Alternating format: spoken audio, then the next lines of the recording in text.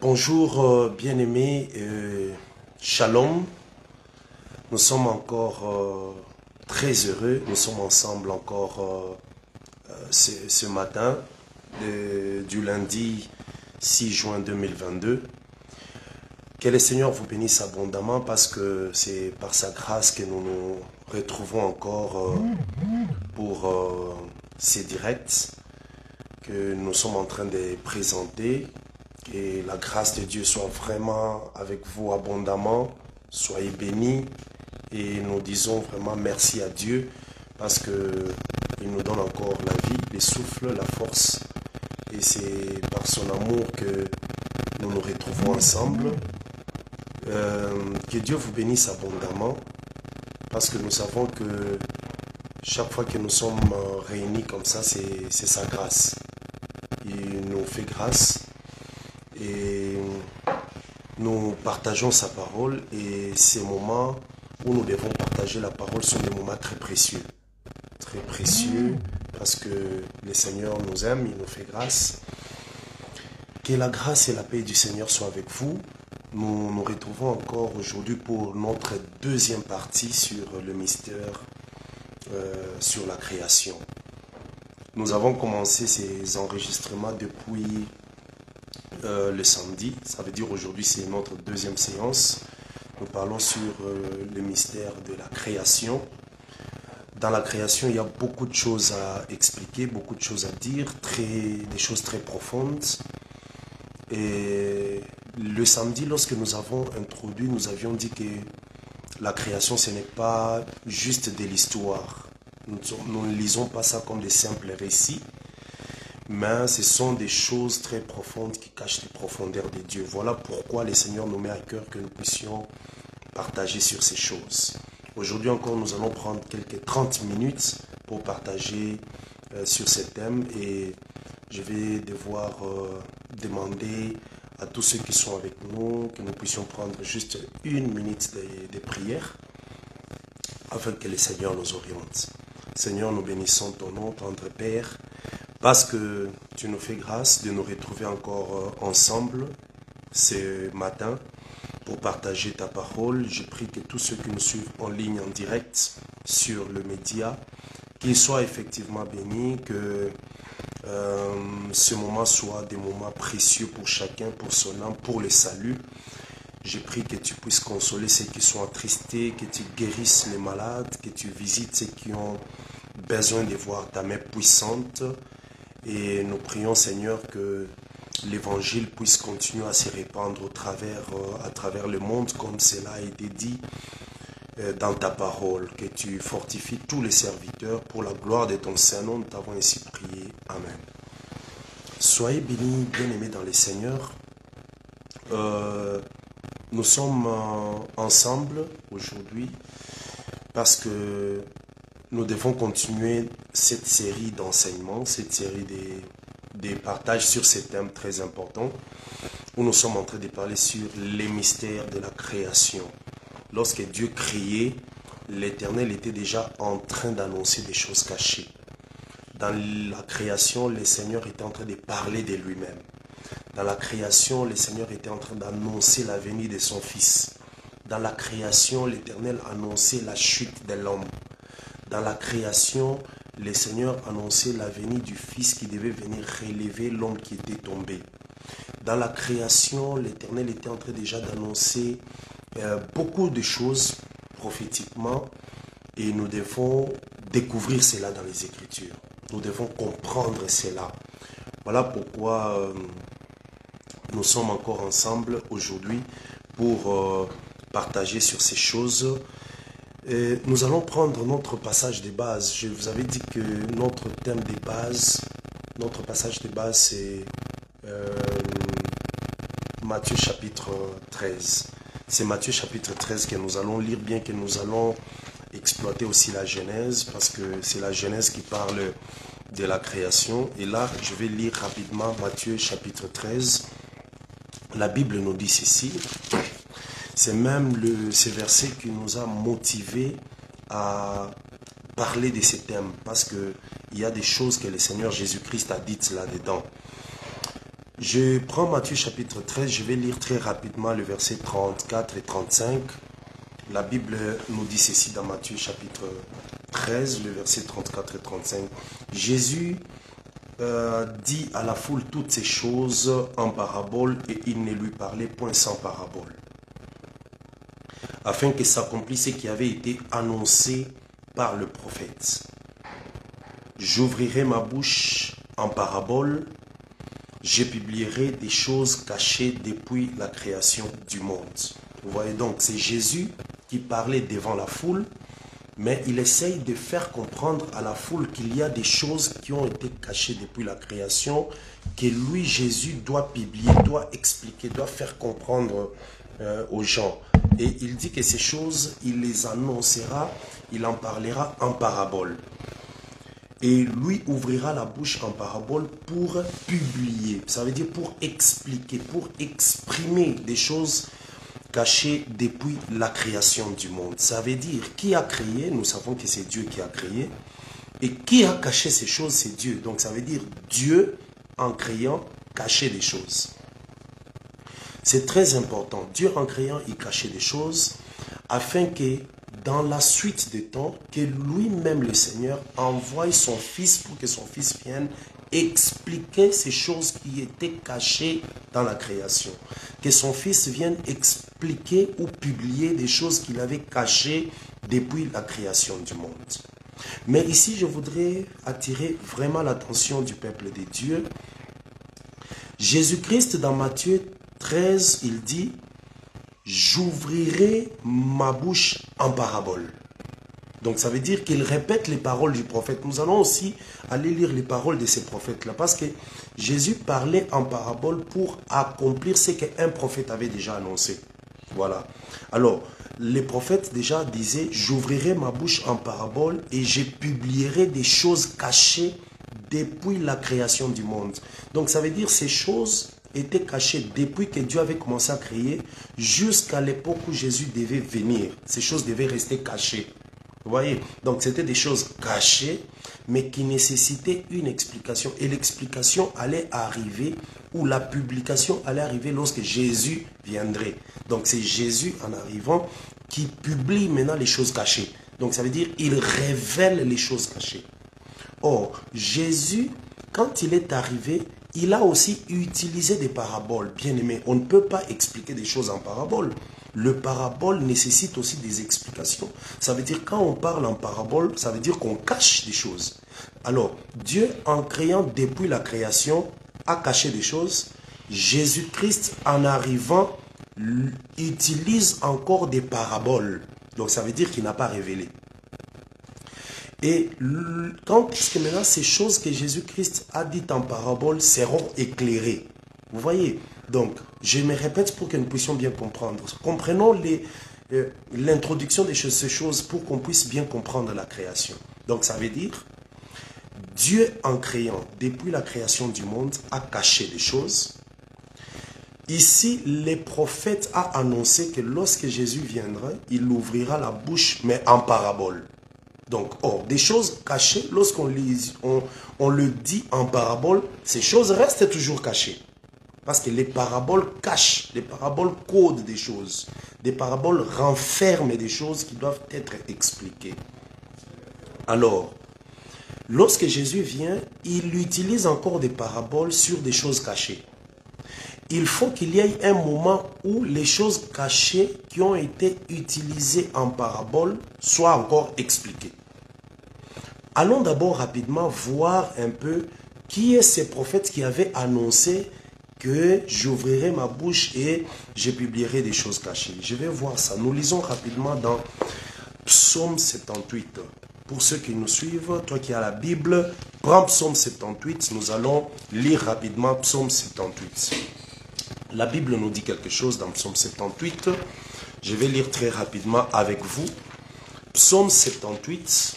Vous allez supporter notre cadre.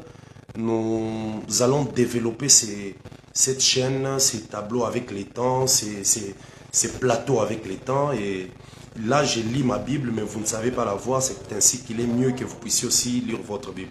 Donc, dans Psaume 78, je lis très rapidement le verset 1er et le verset 2e. Je suis dans le Psaume 78. C'est le psaume d'Asaph. Ce n'est pas le psaume de David, parce que Asaph a écrit les psaumes, Corée a écrit les psaumes, David a écrit les psaumes, Moïse a écrit les psaumes.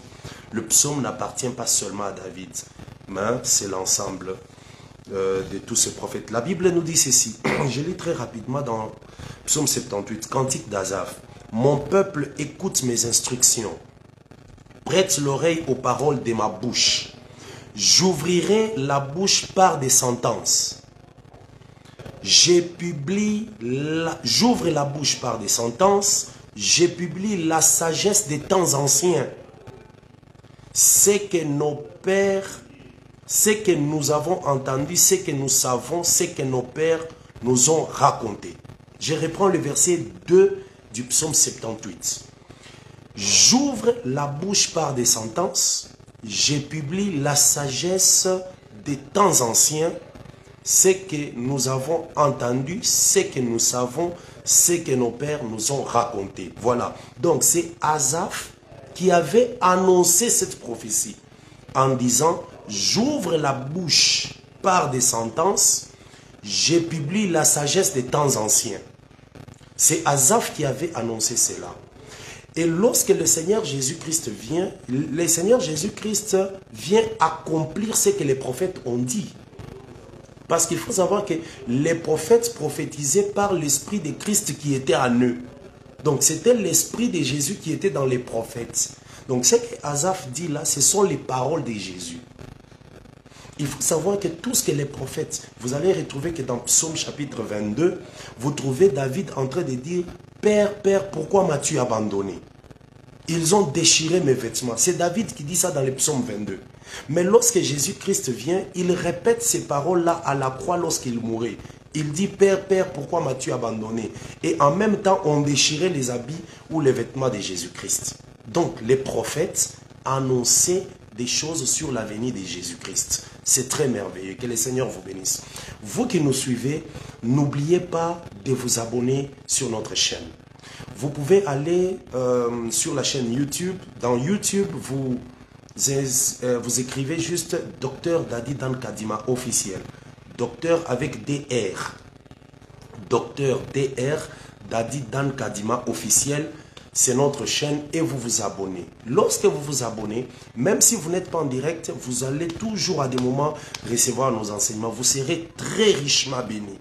Surtout, je conseille les prédicateurs, les serviteurs de Dieu, les enseignants de la parole. Connectez-vous de temps en temps, suivez nos enseignements, suivez nos publications. Ça va beaucoup aider, ça aidera aussi l'œuvre de Dieu partout où vous travaillez. La connaissance, c'est une richesse. Le Seigneur, lorsqu'il donne la connaissance, c'est une grâce. Alors, allez-y dans YouTube, recherchez Dr Dadi Dan Kadima officiel, ça veut dire DR Dadi Dan Kadima officiel. Vous pouvez lire ça au-dessus de votre écran là. Vous allez voir, j'ai écrit YouTube, j'ai mis le nom de la chaîne. Et vous pouvez aussi vous abonner sur notre page Facebook Dan Kadima pour ne pas manquer toutes ces publications et ces enseignements. Aujourd'hui, nous sommes à notre deuxième enregistrement, deuxième émission sur le mystère de la création. Vous pouvez rentrer dans notre page Facebook, vous allez retrouver, ou notre page dans notre chaîne YouTube, vous allez retrouver l'enregistrement ou l'émission précédente. Que le Seigneur vous bénisse. Donc nous sommes en train de parler sur le mystère de la création. Je disais que la création c'est Dieu. Dieu a créé, mais Dieu en créant cachait des choses. C'est ce que Matthieu chapitre 13, le verset 35 nous dit. Maintenant, Dieu cache des choses depuis la création du monde et ces choses restent cachées et attendent la venue de Jésus-Christ pour que Jésus-Christ vienne ouvrir sa bouche en parabole et qu'il publie les choses cachées depuis la création. Donc ces choses sont cachées. Lorsque Jésus-Christ est venu, Jésus-Christ maintenant les prononce mais en parabole, les publie mais en parabole. Il faut maintenant qu'à un moment, les paraboles de Jésus-Christ soient encore éclairées. Mais c'est à quel moment? Nous voyons des étapes. L'étape de la création où les choses sont cachées. L'étape où Jésus-Christ vient. Il publie ces choses mais en parabole. Et maintenant il faut qu'il y ait l'étape où ces paraboles seront éclairées. Je lis rapidement dans le livre de Jean. Lis avec moi Jean, que le Seigneur vous bénisse. Vous qui nous suivez en direct, essayez de mettre un commentaire, essayez de partager, essayez d'informer aux autres. C'est bien quand vous nous suivez, nous voyons tous ceux qui sont en ligne écrire quelque chose, saluer, bénir. Ça nous encourage et nous comprenons que nous sommes devant un auditoire. Ce n'est pas bien de suivre en silence. Que le Seigneur vous bénisse. Dites un amen, dites quelque chose, dites un gloire à Dieu. Ça sera vraiment pour la gloire du Seigneur. Je vais lire très rapidement dans Jean chapitre 16. Jean chapitre 16, la Bible nous dit quelque chose. C'est Jésus-Christ qui parle. Jean chapitre 16. La Bible dit ceci au verset 25. Je vous ai dit ces choses en parabole. C'est Jésus-Christ qui parle. Et ici, quand Jésus parle, il était déjà vers la fin de sa mission sur la terre. Parce qu'il est déjà dans Jean chapitre 16. Il dit, je vous ai dit ces choses en parabole. L'heure vient où je ne vous parlerai plus en parabole, mais où je vous parlerai ouvertement du Père. En ces jours, vous demanderez en mon nom et je ne vous dis pas que je prierai le Père pour vous. Car le Père lui-même vous aime parce que vous m'avez aimé et que vous avez cru que je suis sorti du Père. Vous voyez? Donc le Seigneur Jésus-Christ, dans Jean chapitre 16, dit, je vous ai dit toutes ces choses en parabole. Donc ça veut dire quand Jésus parlait, il utilisait des paraboles. Mais il utilisait des paraboles pour publier des choses cachées à la création. Donc ça veut dire lorsque Dieu, le premier jour de la création, le Seigneur dit que la lumière soit et la lumière fut. Dieu cachait quelque chose. Le deuxième jour de la création, le Seigneur sépare les eaux d'en haut et les eaux d'en bas et il crée l'étendue. Il a caché quelque chose. Le troisième jour de la création, lorsque le Seigneur a fait paraître la terre qui est sortie des eaux, il a caché quelque chose. Lorsque le Seigneur a fait pousser la verdure, les plantes, les arbres, toutes ces choses-là, il a caché. Donc la création, Dieu était en train de cacher des choses. C'est Matthieu chapitre 13 qui le dit. Ça, c'est très important. Donc, Dieu cachait des choses dans la création. Maintenant, il fallait que Jésus, en arrivant, puisse venir publier ces choses cachées depuis la création du monde. Le quatrième jour, qu'est-ce que Dieu a créé? Il a créé le soleil, la lune, les étoiles. Il les a placées dans l'étendue. Il a caché. Donc, en créant, Dieu cachait des choses. Et lorsque le Seigneur a créé le cinquième jour, les animaux,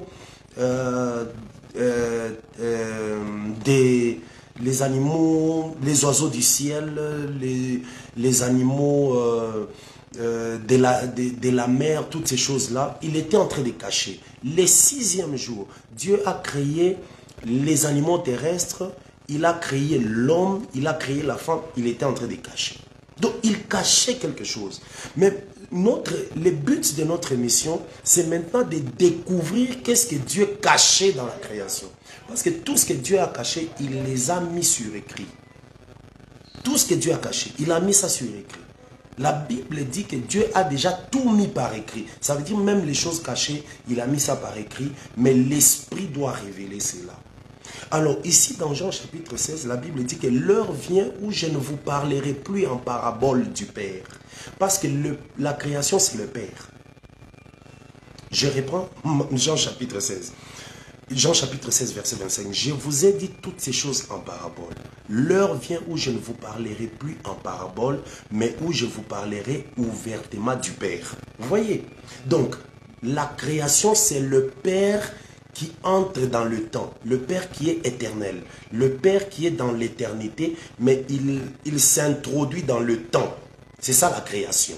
Donc la création, c'est Dieu qui est éternel, qui est invisible, mais qui entre dans le temps.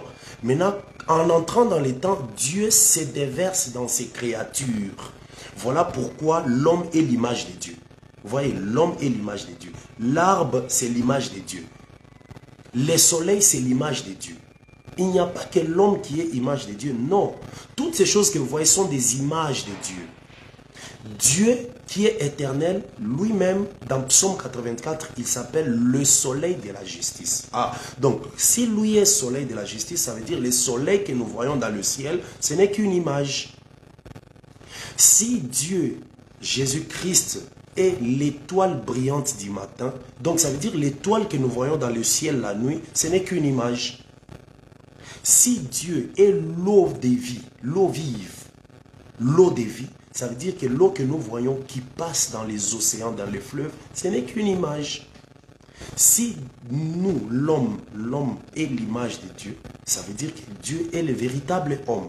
Donc vous voyez que Dieu, qui est le Père éternel, qui était dans l'éternité, il s'est introduit dans les temps par la création. Donc la création, c'est Dieu qui s'introduit dans les temps. Et lorsque nous regardons les créatures de Dieu, nous voyons Dieu, nous comprenons Dieu. Et dans tout cela, il y a des démarches prophétiques, il y a des révélations cachées, il y a une vie que nous devons comprendre. Même pour marcher dans la crainte de Dieu, pour craindre le Seigneur, il faut d'abord bien comprendre la création. Tu ne peux pas craindre Dieu sans comprendre la création.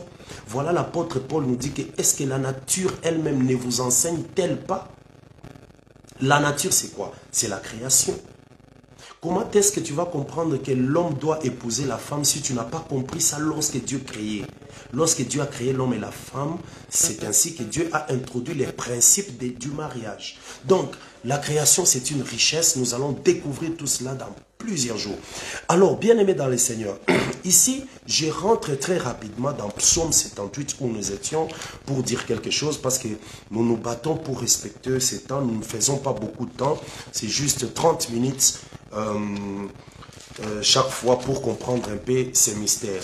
Dans Psaume 78, lorsque je rentre, la Bible dit ceci. Psaume 78, le verset 2, qui est paraphrasé par Matthieu chapitre 13, verset 35. La Bible dit, j'ouvre la bouche par des sentences. Je publie la sagesse des temps anciens. Mais dans Matthieu 13, la Bible dit, j'ouvrirai ma bouche par des paraboles et je publierai les choses cachées depuis la création du monde. Donc, ici dans le psaume 78, on dit, je publie la sagesse des temps anciens. Mais dans Matthieu 13, on dit, je publie des choses cachées depuis la création du monde. Donc, les choses que Dieu a cachées depuis la création du monde, c'est la sagesse des temps anciens. Donc la sagesse de Dieu, que Dieu avait depuis les temps anciens, il les place dans la création. Donc la création regorge en elle la sagesse de Dieu. Amen. Donc la sagesse de Dieu, Dieu l'a déposée dans la création. Lorsque nous regardons le ciel, nous voyons comment Dieu a créé le ciel, nous comprenons la sagesse de Dieu. Lorsque nous regardons l'homme, comment Dieu a créé l'homme, nous comprenons la sagesse de Dieu. Donc, toute la sagesse de Dieu, cette sagesse des temps anciens-là, Dieu l'a déposée dans la création. Voilà pourquoi il n'y a pas de contradiction entre Psaume 78 et Matthieu 13, 34. Je me répète, Psaume 78, verset 2, il n'y a pas de contradiction avec Matthieu 13, 35. Matthieu 13, 35 dit, j'ouvrirai ma bouche par des paraboles et je publierai les choses cachées depuis la création du monde. Mais le psaume 78 dit, j'ouvre la bouche par des sentences, je publie la sagesse des temps anciens. Je veux maintenant qu'on puisse découvrir c'est quoi la sagesse des temps anciens. Les temps anciens, c'est quoi? C'est quoi les temps anciens? Il y a Michée, le prophète Michée qui nous explique les temps anciens. Lisez avec moi le prophète Michée. Je sais que je ne veux pas que vous puissiez dire on est pressé qu'on comprenne un peu les mystères. Non, avant de comprendre les mystères, nous y allons tout doucement. Sinon, nous risquons de manquer certaines choses. Alors, lisons un peu Michée, Michée chapitre 5. Michée chapitre 5, le prophète Michée annonçait la venue de Jésus-Christ, même la naissance de Jésus-Christ. Dans Michée chapitre 5, la Bible dit ceci, parce que là, le prophète Michée annonce et les lieux d'où viendrait le Seigneur, dans quelle ville le Seigneur naîtrait. Michée chapitre 5 verset 1, la Bible dit, et toi Bethléem Ephrata, Bethléem c'est la ville. Le prophète prophétise sur Bethléem.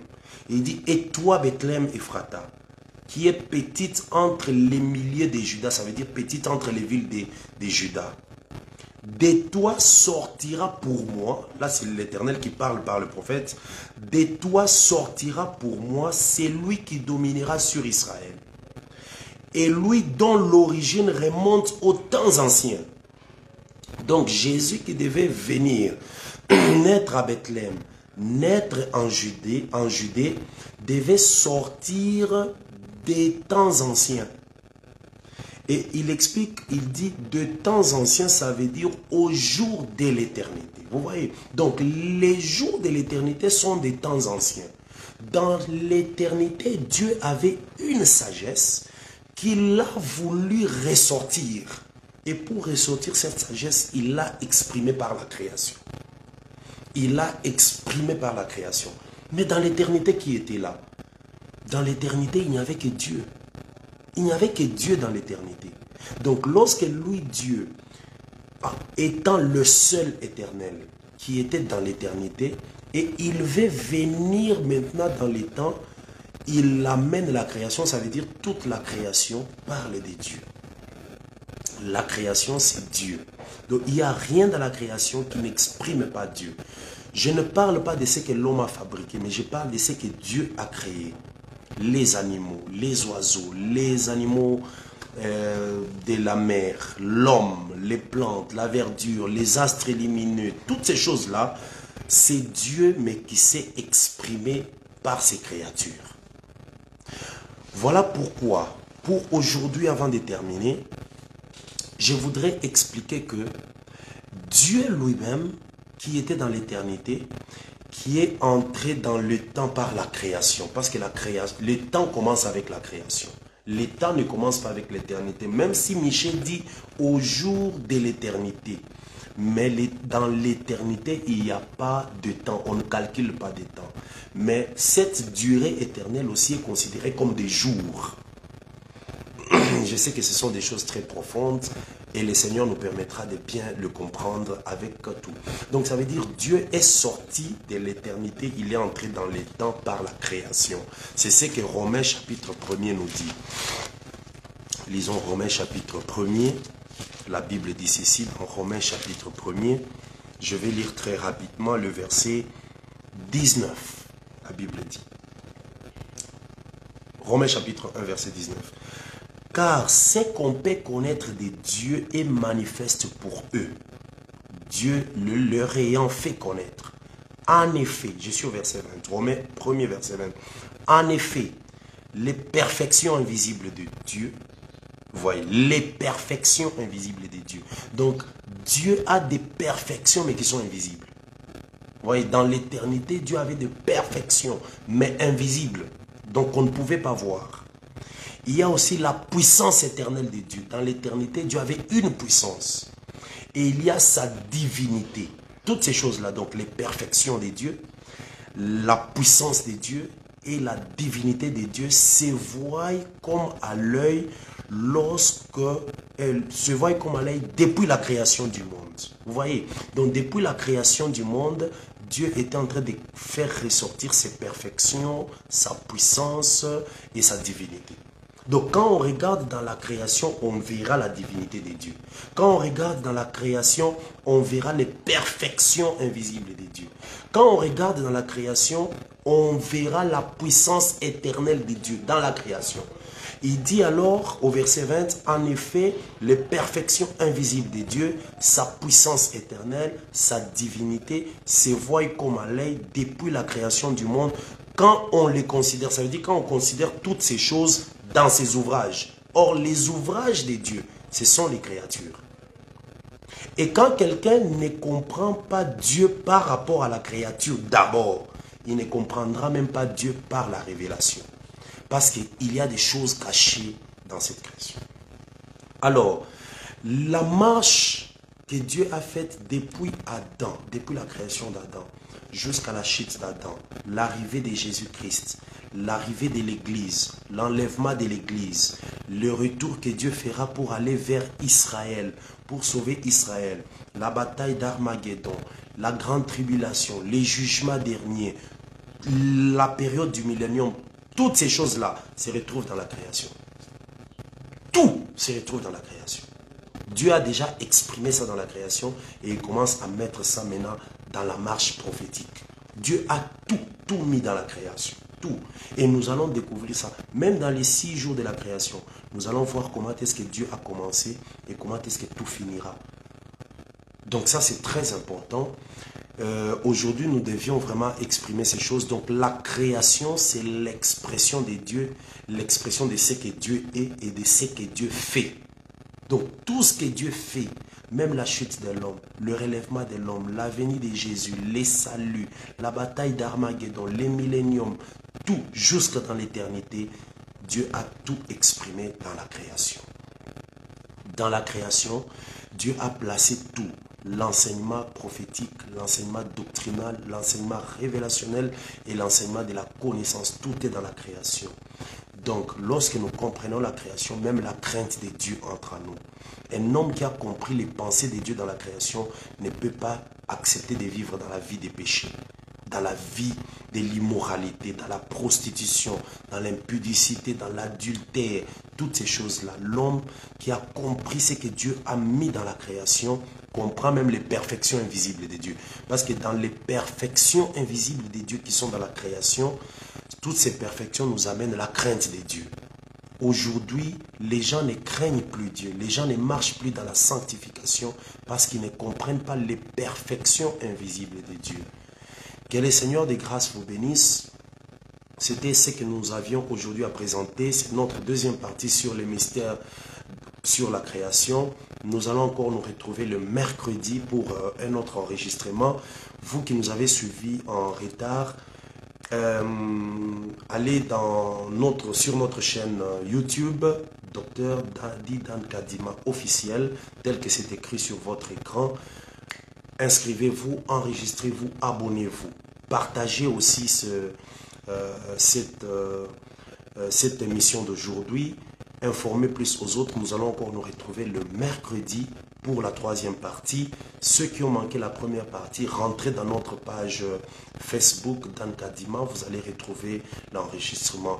C'était votre frère, le docteur Dadi Dan Kadima, serviteur et ministre des dieux dans l'église des dieux de Lubumbashi. L'église des dieux qui est située au quartier Bel Air dans la commune de Kampemba à Lubumbashi. Et que le Seigneur vous bénisse abondamment. Je salue tous les bien-aimés membres de l'église des dieux de Lubumbashi, membres de l'église des dieux de Kolwezi, soyez bénis, et tous les serviteurs qui servent Dieu dans toutes les églises partout dans le monde. Que la paix de Christ soit avec vous. Restons attachés à Dieu, marchons dans la crainte de Dieu, dans la sanctification. Préparons-nous au retour de Jésus-Christ, un retour imminent et véritable. Que la paix soit dans l'église. Enregistrez-vous, prenez notre numéro, prenez nos contacts. Vous pouvez nous appeler et nous écrire. Que la paix de Christ soit avec vous. Shalom au nom de Jésus-Christ.